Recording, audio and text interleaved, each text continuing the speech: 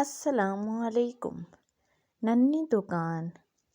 میں نے دیکھا کہ ماں اپنے بیٹے کو آہستہ سے مارتی اور بچے کے ساتھ خود بھی رونے لگتی۔ میں نے آگے ہو کر پوچھا، بہن کیوں بچے کو مار رہی ہو؟ اس نے جواب دیا کہ بھائی آپ کو تو معلوم ہے کہ اس کے والد اللہ کو پیارے ہو گئے ہیں۔ میں لوگوں کے گھروں میں مزدوری کرتی ہوں اور اس کی پڑھائی کا مشکل سے ہاتھ اٹھاتی ہوں۔ یہ کمبخت اسکول روزانہ دیر سے جاتا ہے اور روزانہ گھر دیر سے آتا ہے۔ جاتے ہوئے راستے میں کہیں کھیل کود میں لگ جاتا ہے اور پڑھائی کی طرف ذرا بھی توجہ نہیں دیتا، جس کی وجہ سے روزانہ اپنی اسکول کی وردی گندی کر لیتا ہے۔ میں نے بچے اور اس کی ماں کو تھوڑا سمجھایا اور چل دیا۔ ایک دن صبح سبزی منڈی کچھ سبزی وغیرہ لینے گیا تو اچانک میری نظر اسی 10 سالہ بچے پر پڑی جو روزانہ گھر سے مار کھاتا تھا۔ کیا دیکھتا ہوں کہ وہ بچہ منڈی میں پھر رہا ہے اور جو دکاندار اپنی دکانوں کے لیے سبزی خرید کر اپنی بوریوں میں ڈالتے تو ان سے کوئی سبزی زمین پر گر جاتی اور وہ بچہ اسے فوراً اٹھا کر اپنی جھولی میں ڈال لیتا۔ میں یہ ماجرا دیکھ کر پریشانی میں مبتلا ہو رہا تھا کہ کیا چکر ہے۔ میں اس بچے کو چوری چوری فالو کرنے لگا۔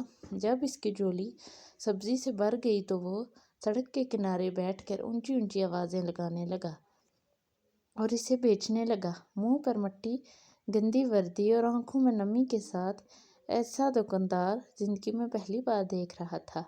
دیکھتے ہی دیکھتے اچانک ایک آدمی اپنی دکان سے اٹھا جس کی دکان کے سامنے اس بچے نے ننھی سی دکان لگائی تھی۔ اس شخص نے آتے ہی ایک زوردار پاؤں مار کر اس ننھی سی دکان کو ایک ہی جھٹکے میں ساری سڑک پر پھیلا دیا اور بازو سے پکڑ کر اس بچے کو بھی اٹھا کر دھکا دے دیا۔ ننھا دکاندار آنکھوں میں آنسو لیے دوبارہ اپنی سبزی کو اکٹھا کرنے لگا اور تھوڑی دیر بعد اپنی سبزی کسی دوسری دکان کے سامنے ڈرتے ڈرتے لگا لی۔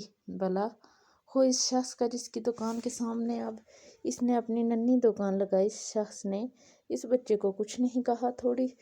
تھوڑی سی سبزی تھی، جلد ہی فروخت ہو گئی اور وہ بچہ اٹھا اور بازار میں ایک کپڑے والی دکان میں داخل ہوا اور دکاندار کو وہ پیسے دے کر دکان میں پڑا اپنا اسکول بیگ اٹھایا اور بنا کچھ کہے اسکول کی جانب چل دیا۔ میں بھی اس کے پیچھے پیچھے چل رہا تھا۔ جب وہ بچہ اسکول گیا تو 1 گھنٹہ دیر ہو چکی تھی، جس پر اس کے استاد نے ڈنڈے سے اسے خوب مارا۔ میں نے جلدی سے جا کر استاد کو منع کیا کہ یتیم بچہ ہے، اسے مت مارو۔ استاد فرمانے لگے کہ سر یہ روزانہ 1 گھنٹہ دیر سے آتا ہے، میں روزانہ اسے سزا دیتا ہوں کہ ڈر سے اسکول ٹائم پر آئے اور کئی بار میں اس کے گھر بھی پیغام دے چکا ہوں۔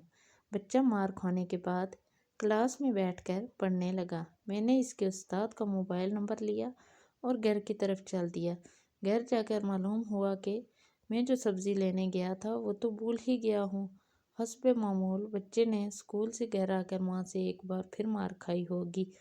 ساری رات میرا سر چکراتا رہا۔ اگلے دن صبح کی نماز ادا کی اور فوراً بچے کے استاد کو کال کی کہ منڈی ٹائم ہر حالت میں منڈی پہنچے، جس پر مجھے مثبت جواب ملا۔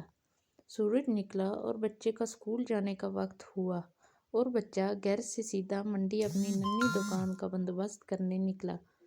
میں نے اس کے گھر جا کر اس کی والدہ کو کہا کہ بہن میرے ساتھ چلو، میں تمہیں بتاتا ہوں آپ کا بیٹا اسکول کیوں دیر سے جاتا ہے۔ وہ فوراً میرے منہ میں یہ کہتے ہوئے چل پڑی کہ آج اس لڑکے کی میرے ہاتھوں خیر نہیں، چھوڑوں گی نہیں اسے آج۔ منڈی میں لڑکے کا استاد بھی آ چکا تھا۔ ہم تینوں نے منڈی کی 3 مختلف جگہوں پر پوزیشنیں سنبھال لی اور ننھی دکان والے کو چھپ کر دیکھنے لگے۔ حسب معمول آج بھی اسے کافی لوگوں سے جھڑکیں لینی پڑی اور آخرکار وہ لڑکا اپنی سبزی فروخت کر کے کپڑے والی دکان کی طرف چل دیا۔ اچانک میری نظر اس کی ماں پر پڑی تو کیا دیکھتا ہوں کہ بہت ہی درد بھری سسکیاں لے کر زاروں قطار رو رہی تھی اور میں نے فوراً اس کے استاد کی طرف دیکھا تو بہت شدت سے اس کی آنکھوں سے آنسو بہہ رہے تھے۔ دونوں کے رونے میں مجھے ایسا لگ رہا تھا جیسے انہوں نے کسی مظلوم پر بہت ظلم کیا ہو اور آج ان کو اپنی غلطی کا احساس ہو رہا ہو۔ اس کی ماں روتے روتے گھر چلی گئی اور استاد